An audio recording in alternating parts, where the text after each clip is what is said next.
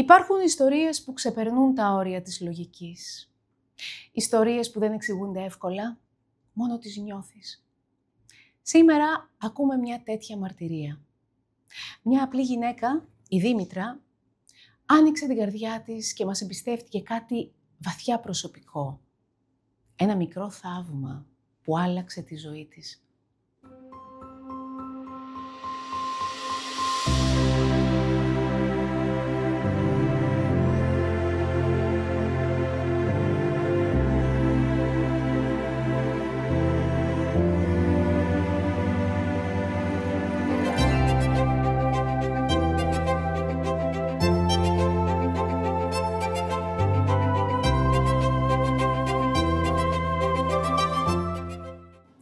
Στη Βέρεια, τον Ιούνιο του 2014, μία νεαρή γυναίκα με το όνομα Δήμητρα βίωνε έναν προσωπικό αγώνα.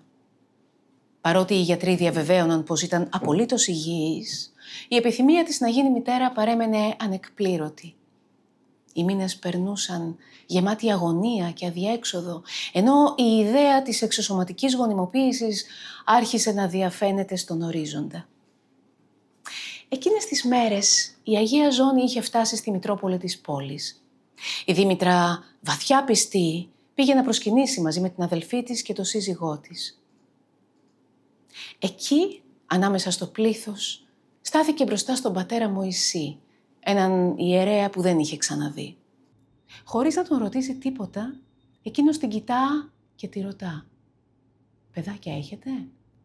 Όταν απαντά εκείνη πως όχι, της λέει ήρεμα και βεβαιωμένα «Θα έρθουν με το καλό». Η συγκίνησή της ήταν ακαριαία. Ένιωσε ότι κάτι ανώτερο είχε αγγίξει τη ζωή της και πράγματι, λίγο καιρό αργότερα, χωρίς καμία ιατρική παρέμβαση, η Δήμητρα έμεινε έγκυος. Για εκείνη δεν ήταν απλώς σύμπτωση, ήταν πίστη που καρποφόρησε. Ένα θαύμα που δεν χρειάστηκε να αποδείξει τίποτα, μόνο να πιστέψει. Ας ακούσουμε τη μοναδική ιστορία της.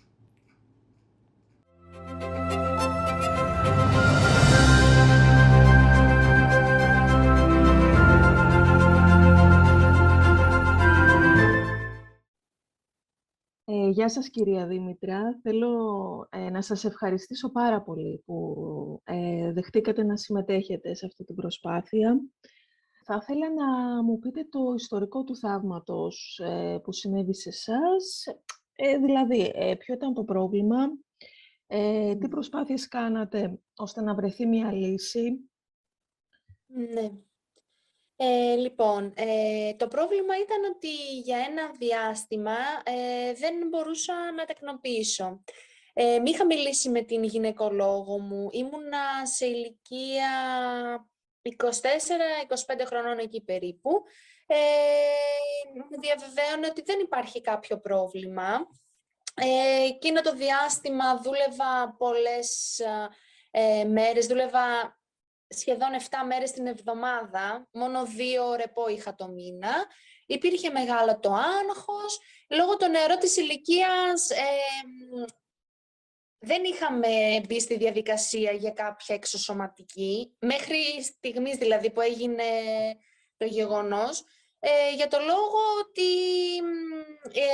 η γυναικολόγος μου έλεγε να περιμένω. Ξεκινήσαμε σιγά σιγά κάποιες εξετάσεις, αλλά δεν προλάβαμε να φτάσουμε σε διαδικασία εξωσωματικής και όλα αυτά. Στις 24 Ιουνίου του 2014 είχε έρθει στην πόλη μου, στη Βέρεια, η Αγία Ζώνη και είχε παραμείνει για 1 εβδομάδα στο ναό της Μητρόπολης της Βέρειας. Πήγαινα, πιστεύω φυσικά στο Θεό, είχα πάει αρκετές φορές να προσκυνήσω, ώσπου μία μέρα, την ώρα που είχα πάει μαζί με την αδερφή μου και με τον σύζυγό μου, όταν πέρασα να προσκυνήσω, δίπλα από την Αγία Ζώνη καθόταν ο Πάτερ Μωυσής, τον οποίο δεν τον γνώριζα, πρώτη φορά τον έβλεπα Εντωμεταξύ έβλεπα ότι μιλούσε με κόσμο. Κατά διαστήματα σταματούσε κόσμο και μιλούσε όση ώρα περίμενα στην σειρά μου για να προσκυνήσω. Αλλά νόμιζα ότι είναι γνωστή του. Δεν κατάλαβα κάτι. Με σταμάτησε ο Πάτερ Μωυσής και με ρώτησε αν έχω παιδάκια, η πρώτη ερώτηση που μου έκανε. Και εγώ λίγο σάστησα εκείνη την ώρα. Και δεν προλαβαίνω να απαντήσω. Μου λέει, είστε παντρεμένοι? Λέω, ναι. Λέει, παιδάκια έχετε? Λέω, όχι. Και μου λέει, θα έρθουν με το καλό. Εκείνη την ώρα σάστησα, άρχισα να κλαίω. Με συγχωρείτε κιόλας. Δεν πειράζει, ναι. Εν τω μεταξύ, μια παρένθεση. Ο γαμπρός μου έχει αδερφό αρχιμανδρίτη και γνωρίζει πολλούς από τους πνευματικούς εκεί πέρα. Βέβαια, εκείνη την ώρα έψαχνα να τον βρω για να ρωτήσω ποιος ήταν ο πάτερ που με σταμάτησε. Δεν τον βρήκα. Μου λέει, αδερφή μου, τι έπαθε? Είστε μη πακετό, και φύγαμε. Μετά, όταν τον βρήκα τον γαμπρό μου, τον ρώτησα και μου είπε ότι ήταν ο πάτερ Μωυσής. Γι' αυτό. Και σε 6 μήνες, βέβαια, φορούσα από το διάστημα αυτό που ήρθε η Αγία Ζώνη, μας μοίραζαν την κορδέλα μαζί με την εικόνα. Και τη φορούσα συνέχεια στην κοιλιά μου.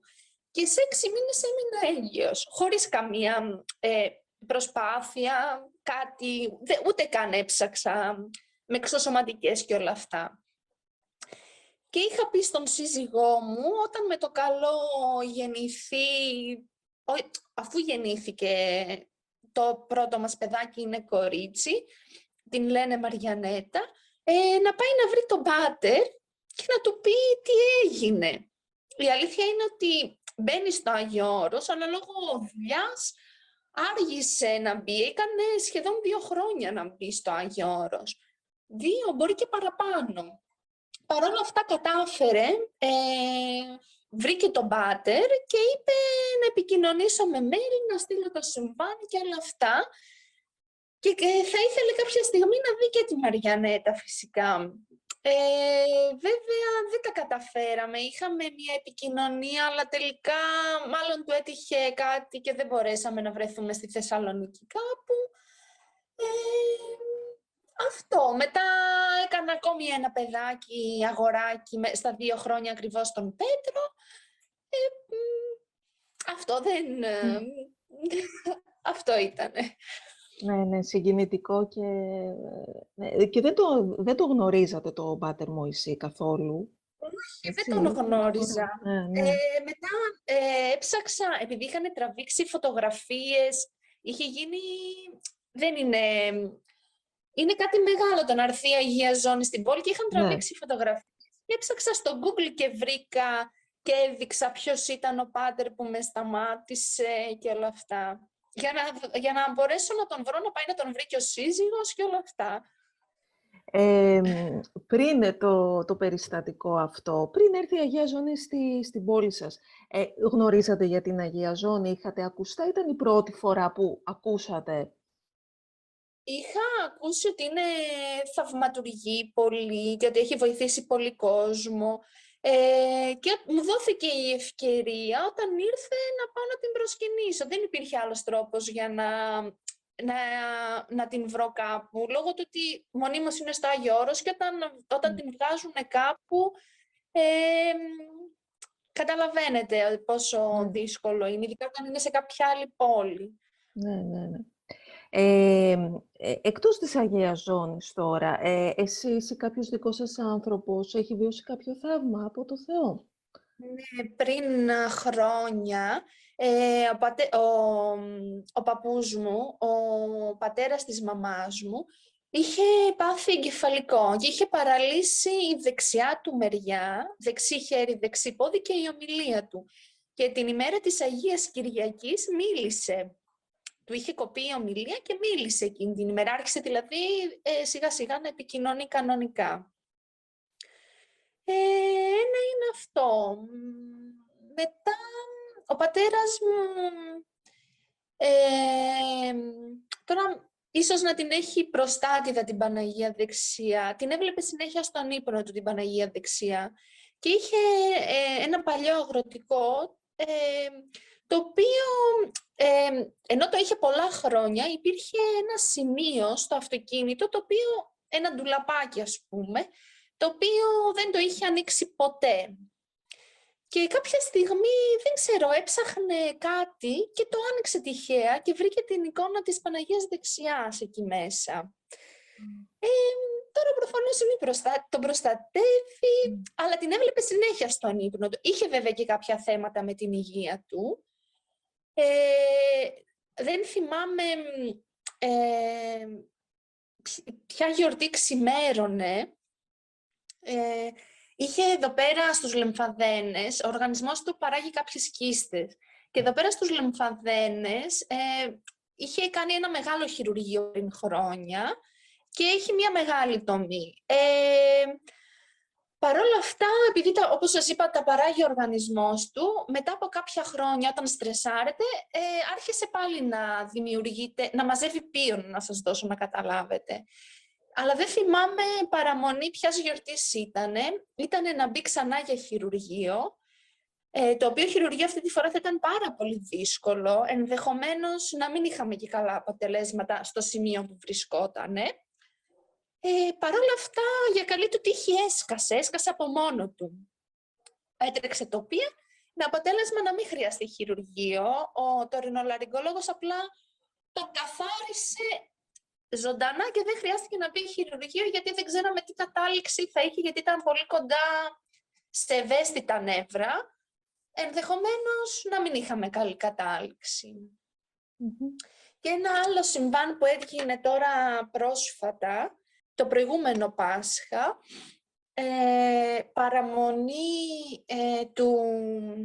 παραμονή της Λαμπροτρίτης ήτανε. Ήμασταν σε καραντίνα ακόμα, θυμάμαι, και ήμασταν στην αυλή στο χωριό και τα παιδιά παίζανε. Και έτσι όπως έκοβε, παρόλο που ο γιος μου είναι ζωηρός, εκείνη την ώρα δεν έχει να κάνει κάτι με τη ζωηράδα του, έκοβε λουλουδάκια και τράβηξε ένα καλώδιο και έπεσε μια πολύ βαριά σιδερένια πόρτα πάνω του και τον άνοιξε το κεφάλι. Εγώ το εξέλαβα ως ότι με βοήθησαν οι άλλοι, γιατί θα μπορούσε να είναι κάτι πολύ σοβαρό. Βέβαια. Κυρία Δήμητρα, γενικά, δηλαδή, έχω καταλάβει βέβαια από τα λόγια σας, αλλά αν θέλατε να μου πείτε τι γνώμη είχατε για την Εκκλησία, αν προσευχόσασταν, αν πηγαίνατε τακτικά στην Εκκλησία, ποια ήταν η σχέση σας με τα πνευματικά, τα εκκλησιαστικά, προσευχόσασταν? Ναι, φυσικά. Έχω μεγάλη πίστη και πιστεύω πάρα πολύ. Πηγαίνω συχνά στην εκκλησία. Τώρα λόγω των παιδιών, αν τύχει και είναι άρρωστα και όλα αυτά, τώρα η καραντίνα μας έκανε πολύ μεγάλο κακό. Είχαμε πολύ μεγάλη απόσταση, δυστυχώς. Παρ' όλα αυτά, προσπαθώ να πηγαίνω συχνά, να κοινωνώ τα παιδιά μου. Ίσως δεν είναι σωστό και αυτό που λέω, γιατί ενώ πιστεύω, δεν εξομολογούμε συχνά με ποια έννοια, ότι μόνο όταν θέλω να κοινωνήσω, ενδεχομένως να μην είναι και πολύ σωστό αυτό. Απλά το θέμα είναι ότι είμαι πιεσμένη από χρόνο και όταν πρέπει να το κάνω αυτό, να πάω στο πνευματικό μου, πρέπει να αφιερώσω σχεδόν μισή μέρα. Ίσως γι' αυτό να μην το κάνω τόσο τακτικά. Αυτός να είναι ο λόγος. Έκτοτε, αφού βιώσατε το θαύμα, φορέσατε την κορδέλα, άλλαξε η ζωή σας για το πώς βλέπετε τα πράγματα? Πιστεύετε, σκέφτεστε διαφορετικά? Πιστεύω, ναι. Η πίστη μου πάντα ήταν και θα είναι πάντα προς το Θεό και τους Αγίους. Δεν νομίζω να αλλάξει κάτι. Το θέμα είναι ότι όταν μας έρχεται κάτι δυσάρεστο, είτε με την υγεία μας, είτε οτιδήποτε άλλο, Ίσως τότε συνειδητοποιούμε, πώς να το πω τώρα, συνειδητοποιούμε ότι ίσως τότε να στρεφόμαστε περισσότερο προς το Θεό. Δεν ξέρω, πάντως επιδιώκω να μην το κάνω μόνο τότε. Δηλαδή, αν ακούσω ότι φέρνουν τα λείψανα κάποιου Αγίου ή όλα αυτά, επιδιώκω να είμαι όσο πιο κοντά μπορώ. Δεν λέω ότι είμαι η Αγία, σε καμία περίπτωση. Οι πειρασμοί είναι πάρα πολύ έξω. Δεν πιστεύω και θα συνεχίσω να πιστεύω και προσπαθώ να το περάσω και στα παιδιά μου αυτό. Κάποιος από την οικογένειά σας, κάποιος φίλος σας έχει έρθει σε επαφή με την Αγία Ζώνη όταν αντιμετώπιζε κάποιο θέμα? Ποιο ήταν το αποτέλεσμα, αν όντως έχει συμβεί? Ναι, και τώρα ακόμα την επικαλούμαστε. Η αδερφή μου μεγάλη έχει 2 παιδάκια, η άλλη είναι παντρεμένη 6 χρόνια, δεν έχει κανένα παιδάκι. Ναι, την επικαλούμαστε, την φοράει την ζώνη συνέχεια.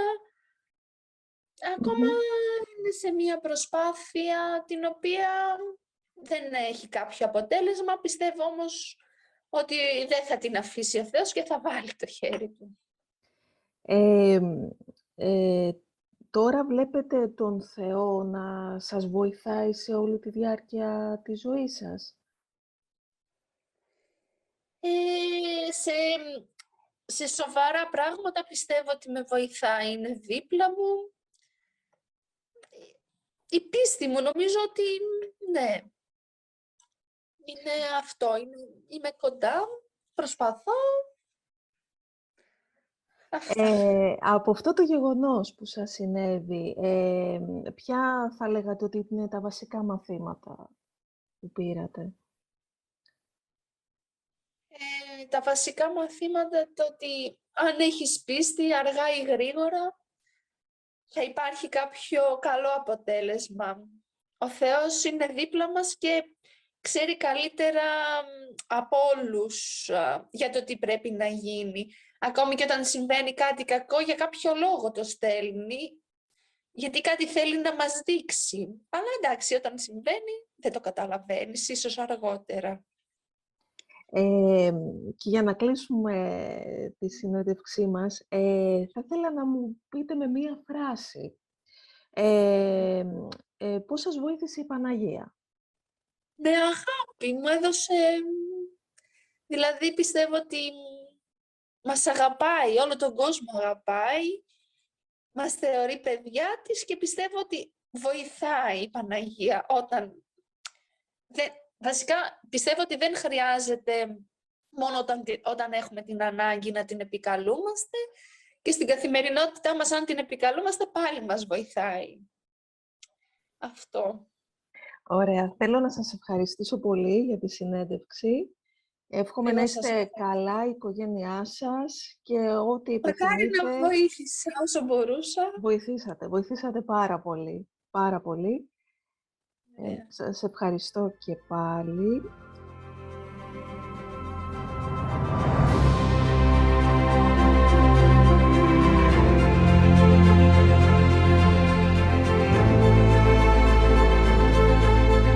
Miracle Ribbon would like to proudly thank Dimitra Stogiani.